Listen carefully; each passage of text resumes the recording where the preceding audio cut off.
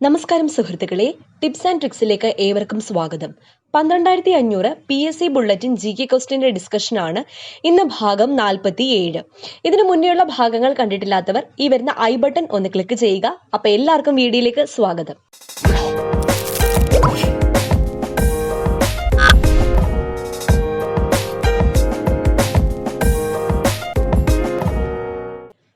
(4301) മുതലുള്ള ക്വസ്റ്റ്യൻസ് ആണ് നമ്മൾ ഡിസ്കസ് ചെയ്യാൻ പോകുന്നത്. ആദ്യത്തെ ചോദ്യം, സരോജിനി നായിഡു അന്തരിച്ച വർഷം. എന്നാണ് സരോജിനി നായിഡു അന്തരിച്ചത്? 1949. 1949 സരോജിനി നായിഡു അന്തരിച്ചത്. അപ്പൊ സരോജിനി നായിഡു എന്നാണ് ജനിച്ചത്? 1879 ഫെബ്രുവരി 13. എന്നാണ് 1879 ഫെബ്രുവരി 13. ഫെബ്രുവരി 13ന്റെ പ്രത്യേകത എന്താ? ദേശീയ വനിതാ ദിനം. സരോജിനി നായിഡുവിന്റെ ജന്മദിനമാണ് ദേശീയ വനിതാ ദിനമായി ഇന്ത്യയിൽ ആചരിക്കുന്നത്.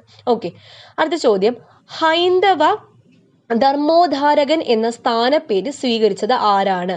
ഹൈന്ദവ ധർമ്മോദ്ധാരകൻ എന്ന സ്ഥാനപ്പേര് സ്വീകരിച്ചത് ശിവജിയാണ്. ശിവജി.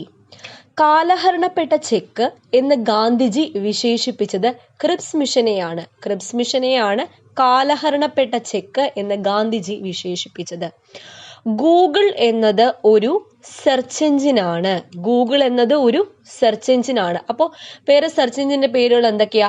യാഹു, ബിങ്, ഈബേ, ഇതൊക്കെ എന്താണ്? സെർച്ച് എഞ്ചിൻസ് ആണ്. അപ്പൊ Google, Yahoo, eBay, Bing, BING, Bing, ഇതൊക്കെ എന്താണ്? സെർച്ച് എഞ്ചിൻസ് ആണ്.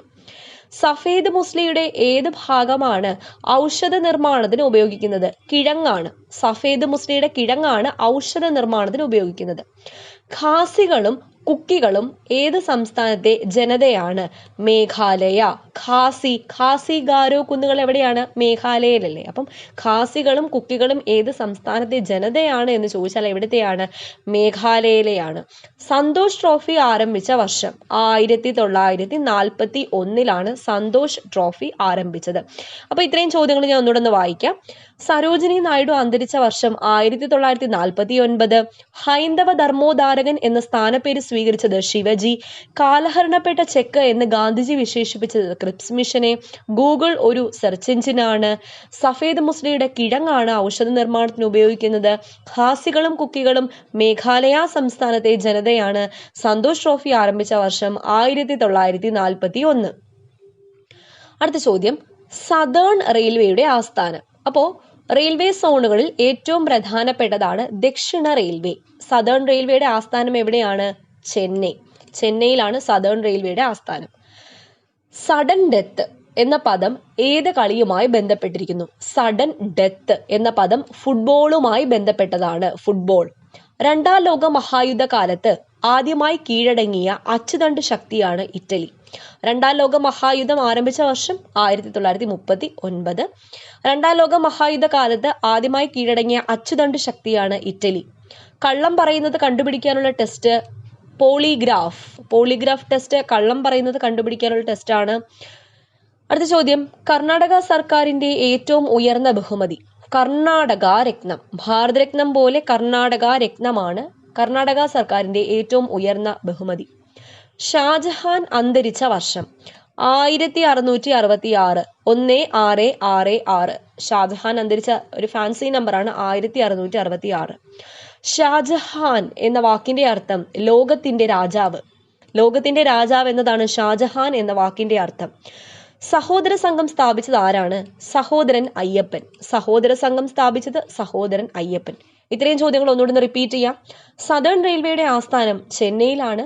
സഡൻ ഡെത്ത് എന്ന പദം ഏത് കളിയുമായി ബന്ധപ്പെട്ടിരിക്കുന്നു? ഫുട്ബോളുമായി ബന്ധപ്പെട്ട പദമാണ് സഡൻ ഡെത്ത്.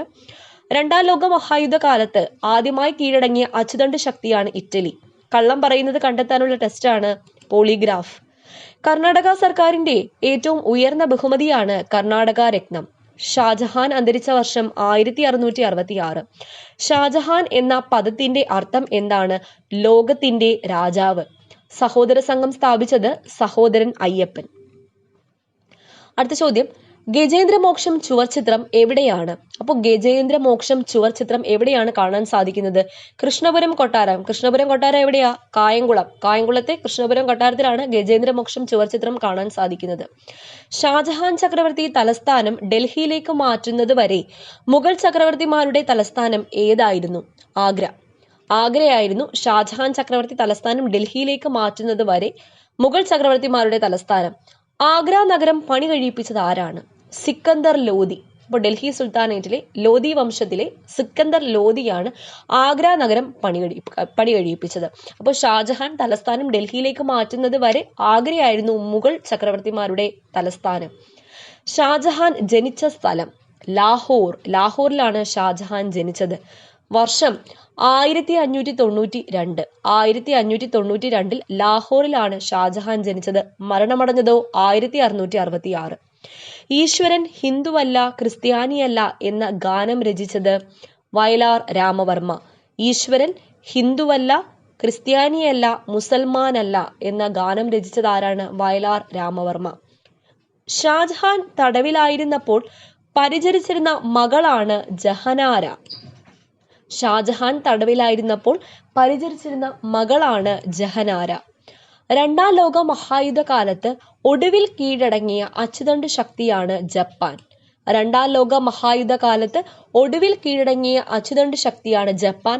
ആദ്യം കീഴടങ്ങിയത് ഏത് രാജ്യമായിരുന്നു? ഇറ്റലി ആയിരുന്നു. അപ്പോൾ ഇത്രയും ചോദ്യങ്ങൾ ഒന്നുകൂടെ നോക്കാം. ഗജേന്ദ്രമോക്ഷം ചുവർച്ചിത്രം എവിടെയാണ് കാണാൻ സാധിക്കുക? കൃഷ്ണപുരം കൊട്ടാരത്തിൽ. ഷാജഹാൻ ചക്രവർത്തി തലസ്ഥാനം ഡൽഹിയിലേക്ക് മാറ്റുന്നത് വരെ മുഗൾ ചക്രവർത്തിമാരുടെ തലസ്ഥാനം ആഗ്രയായിരുന്നു.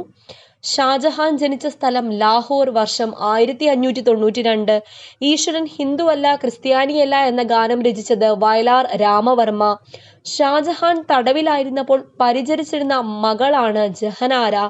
രണ്ടാം ലോക മഹായുദ്ധകാലത്ത് ഒടുവിൽ കീഴടങ്ങിയ അച്ചുതണ്ട് ശക്തിയാണ് ജപ്പാൻ.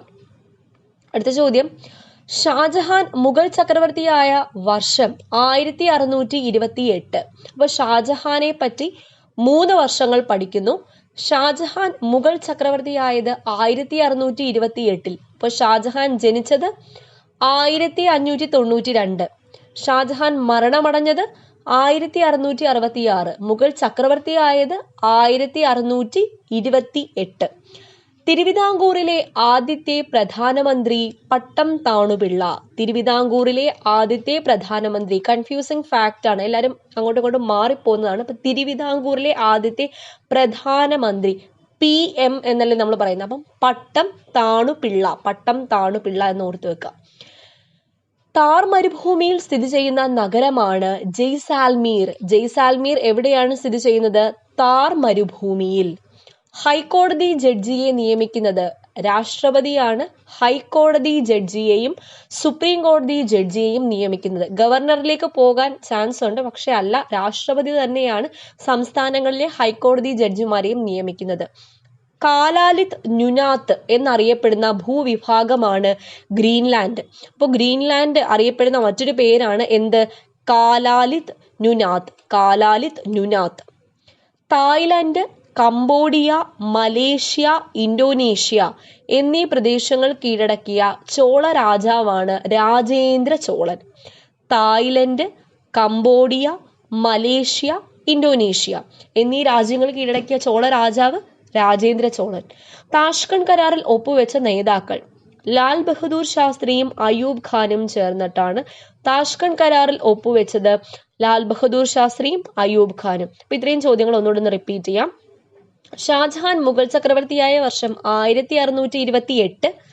തിരുവിതാംകൂറിലെ ആദ്യത്തെ പ്രധാനമന്ത്രി പട്ടം താണുപിള്ള. താർ മരുഭൂമിയിൽ സ്ഥിതി ചെയ്യുന്ന നഗരം ജയ്സാൽമീർ. ഹൈക്കോടതി ജഡ്ജിയെ നിയമിക്കുന്നത് രാഷ്ട്രപതി. കാലാലിത് ന്യൂനാത്ത് എന്നറിയപ്പെടുന്ന ഭൂവിഭാഗം Greenland. Thailand, Cambodia, Malaysia, Indonesia എന്നീ പ്രദേശങ്ങൾ കീഴടക്കിയ ചോള രാജാവ് രാജേന്ദ്ര ചോളൻ. താഷ്കണ്ട് കരാറിൽ ഒപ്പുവെച്ച നേതാക്കൾ ലാൽ ബഹദൂർ ശാസ്ത്രിയും അയൂബ് ഖാനും. അടുത്ത ചോദ്യം, ജോർദാൻ നദിയുടെ പതനം ഏത് കടലിലാണ്? ചാവുകടലിലാണ് ജോർദാൻ നദിയുടെ പതനം. ജോഗ് വെള്ളച്ചാട്ടം ഏത് സംസ്ഥാനത്താണ്? കർണാടക സംസ്ഥാനത്തിലെ ശരാവതി നദിയിലാണ് ജോഗ് വെള്ളച്ചാട്ടം സ്ഥിതി ചെയ്യുന്നത്. ടോൾസ്റ്റോയുടെ യുദ്ധവും സമാധാനവും എന്ന നോവലിന്റെ പശ്ചാത്തലത്തിന് നിദാനമായ യുദ്ധമാണ് നെപ്പോളിയന്റെ റഷ്യൻ ആക്രമണം. നെപ്പോളിയന്റെ റഷ്യൻ ആക്രമണമാണ് ടോൾസ്റ്റോയുടെ യുദ്ധവും സമാധാനവും എന്ന നോവലിന്റെ പശ്ചാത്തലം. ടോളമിയുടെ പുസ്തകത്തിൽ ഷൗബ എന്ന് രേഖപ്പെടുത്തിയ പ്രദേശമാണ് ഗോവ. ജ്യോതിശാസ്ത്രം, ഗണിതം, വൈദ്യശാസ്ത്രം മുതലായവയിൽ അഗാധ പാണ്ഡിത്യമുണ്ടായിരുന്ന മുഗൾ ഭരണാധികാരിയാണ് മുഹമ്മദ് ബിൻ തുഗ്ലക്. അപ്പൊ ഇത്രയും ചോദ്യങ്ങൾ ഒന്നുകൂടെ പറയാം. ജോർദാൻ നദിയുടെ പതനം ഏത് കടലിലാണ്? ചാവുകടൽ. ജോഗ് വെള്ളച്ചാട്ടം ഏത് സംസ്ഥാനത്താണ്? കർണാടക. ടോൾസ്റ്റോയുടെ യുദ്ധവും സമാധാനവും എന്ന നോവലിന്റെ പശ്ചാത്തലത്തിന് നിദാനമായ യുദ്ധമാണ് നെപ്പോളിയന്റെ റഷ്യൻ വിപ്ലവം അല്ലെങ്കിൽ നെപ്പോളിയന്റെ റഷ്യൻ ആക്രമണം. ടോളമിയുടെ പുസ്തകത്തിൽ ഷൗബ എന്ന് രേഖപ്പെടുത്തിയ പ്രദേശമാണ് ഗോവ. ഷൗബ എന്ന് രേഖപ്പെടുത്തിയ പ്രദേശം ഏതാണ്? ഗോവയാണ്. ജ്യോതിശാസ്ത്രം, ഗണിതം, വൈദ്യശാസ്ത്രം, ഗണിതം, വൈദ്യശാസ്ത്രം മുതലായവയിൽ അഗാധ പാണ്ഡിത്യമുണ്ടായിരുന്ന മുസ്ലിം ഭരണാധികാരിയാണ് മുഹമ്മദ് ബിൻ തുഗ്ലക്. അടുത്ത ചോദ്യം, ടോക്കോഫിറോൾ എന്നറിയപ്പെടുന്ന ജീവകമാണ് ജീവകം ഇ. ജീവകം ഇ അറിയപ്പെടുന്ന പേരെന്താണ്? ടോക്കോഫിറോൾ. ബ്യൂട്ടി, വൈറ്റമിൻ, വന്ധ്യതയ്ക്ക് കാരണം ജീവകം ഇയുടെ അപര്യാപ്തതയാണ്. അപ്പോൾ ടോക്കോഫിറോൾ എന്നറിയപ്പെടുന്ന ജീവകം ഇ ആണ്. ലോഗരിതം കണ്ടുപിടിച്ചത് ജോൺ നേപ്പിയർ ആണ്. ലോഗരിതം ടേബിൾ കണ്ടുപിടിച്ചത് ജോൺ നേപ്പിയർ. മലയാറ്റൂരിനെ വയലാർ അവാർഡിന് അർഹനാക്കിയ കൃതിയാണ് യന്ത്രം. മലയാറ്റൂരിന്റെ യന്ത്രത്തിനാണ് വയലാർ അവാർഡ് ലഭിച്ചത്. മലയാള മനോരമ പത്രത്തിന്റെ സ്ഥാപകനാണ് കണ്ടത്തിൽ വർഗീസ് മാപ്പിള.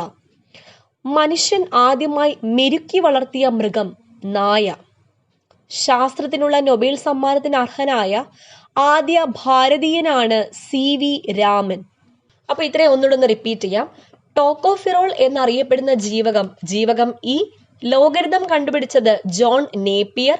മലയാറ്റൂരിനെ വയലാർ അവാർഡിന് അർഹനാക്കിയ കൃതി യന്ത്രം.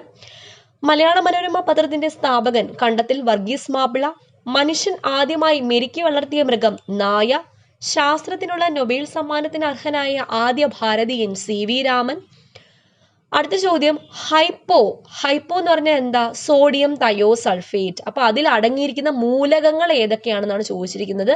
Sodium, sulphur, oxygen, hydrogen.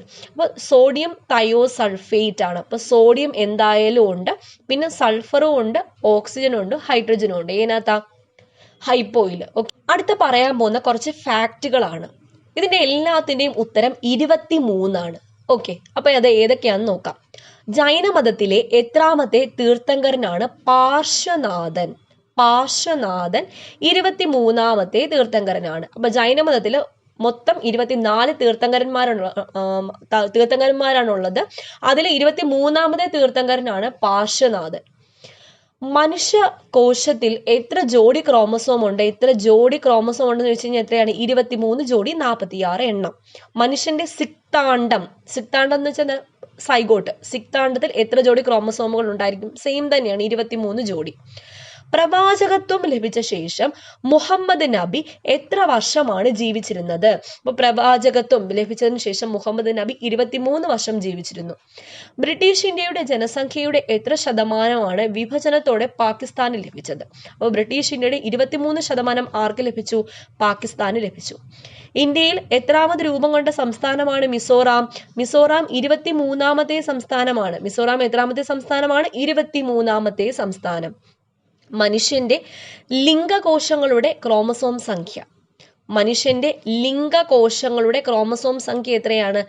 23. എത്ര മുറിവുകളേറ്റാണ് ജൂലിയസ് സീസർ വധിക്കപ്പെട്ടത്? 23 മുറിവുകളേറ്റാണ് ജൂലിയസ് സീസർ വധിക്കപ്പെട്ടത്. മനുഷ്യ ബീജത്തിലെ ക്രോമസോമുകളുടെ എണ്ണം എത്ര? 23. ഭൂമിയുടെ സാങ്കല്പിക അക്ഷം ലംബത്തിൽ നിന്നും എത്ര ഡിഗ്രി ചരിഞ്ഞാണ് കാണുന്നത്?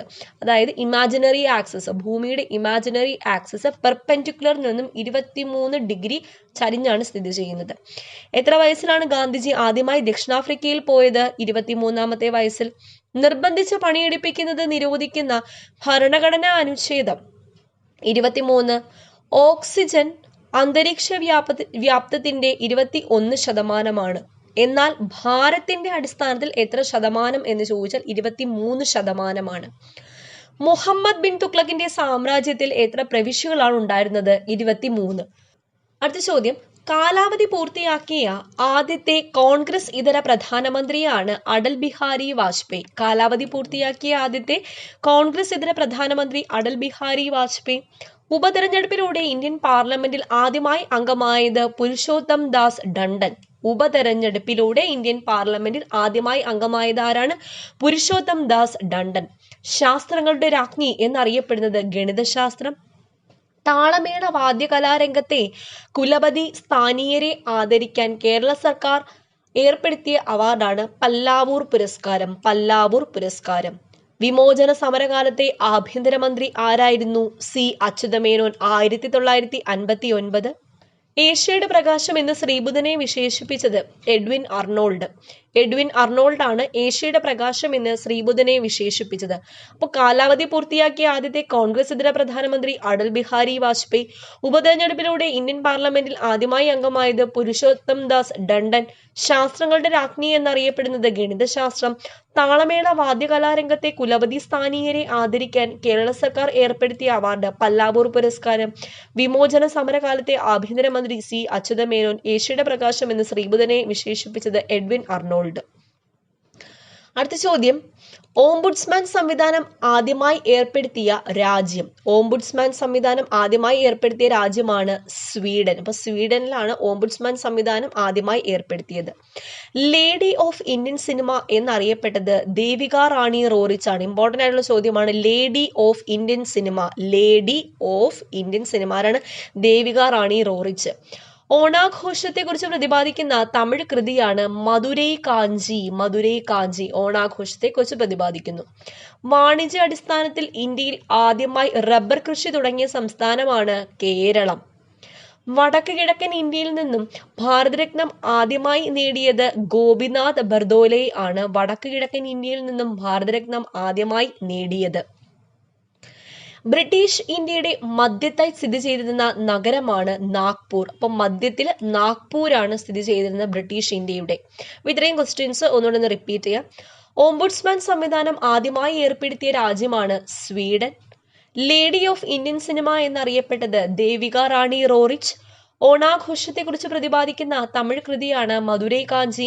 വാണിജ്യാടിസ്ഥാനത്തിൽ ഇന്ത്യയിൽ ആദ്യമായി റബ്ബർ കൃഷി തുടങ്ങിയ സംസ്ഥാനമാണ് കേരളം.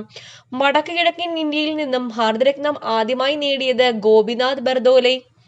അടുത്ത ചോദ്യം, ഏറ്റവും വലിയ ഉരകമാണ് മുതല. ഏറ്റവും വലിയ ഉരകം മുതലയാണ്. ബ്രിട്ടീഷ് ഇന്ത്യയുടെ മധ്യത്തായി സ്ഥിതി ചെയ്യുന്ന നഗരമാണ് നാഗ്പൂർ. അടുത്ത ചോദ്യം, ഇന്ത്യയിലെ ആദ്യത്തെ കാർഷിക സർവകലാശാലയാണ് ഗോവിന്ദ് വല്ലഭ് പന്ത് university of agriculture and technology. ഇന്ത്യയിലെ ആദ്യത്തെ കാർഷിക സർവകലാശാല ഗോവിന്ദ് വല്ലഭ് പന്ത് university of agriculture and technology 1960 form ചെയ്തത്. ഏറ്റവും വലിയ ജന്തു വിഭാഗമാണ് ആർത്രോപോഡ്. ആർത്രോപോഡ് ആണ് ഏറ്റവും വലിയ ജന്തു വിഭാഗം. തിരുവനന്തപുരം ജില്ലയിൽ ചീങ്കണ്ണി വളർത്തൽ കേന്ദ്രം സ്ഥിതി ചെയ്യുന്നത് നെയ്യാർ ഡാമിലാണ്. നെയ്യാർ ഡാം. ഏറ്റവും വലിയ കോശം ഒട്ടകപ്പക്ഷിയുടെ അണ്ഡം. ഒട്ടകപ്പക്ഷിയുടെ അണ്ഡം മുട്ടയാണ് ഏറ്റവും വലിയ കോശം. അപ്പൊ ഇത്രയും ക്വസ്റ്റ്യൻസ് ഒന്നുകൂടെ റിപ്പീറ്റ് ചെയ്യാം. ഏറ്റവും വലിയ ഉരകം മുതല. ബ്രിട്ടീഷ് ഇന്ത്യയുടെ മധ്യത്തായി സ്ഥിതി ചെയ്തിരുന്ന നഗരം നാഗ്പൂർ. ഇന്ത്യയിലെ ആദ്യത്തെ കാർഷിക സർവകലാശാല ഗോവിന്ദ് വല്ലഭ് പന്ത് university of agriculture and technology 1960 form ചെയ്തു. ഏറ്റവും വലിയ ജന്തു വിഭാഗം ആർത്രോപോഡ്. തിരുവനന്തപുരം ജില്ലയിൽ ചീങ്കണ്ണി വളർത്തൽ കേന്ദ്രം സ്ഥിതി ചെയ്യുന്നത് നെയ്യാർ ഡാം. ഏറ്റവും വലിയ കോശം ഒട്ടകപ്പക്ഷിയുടെ അണ്ഡം.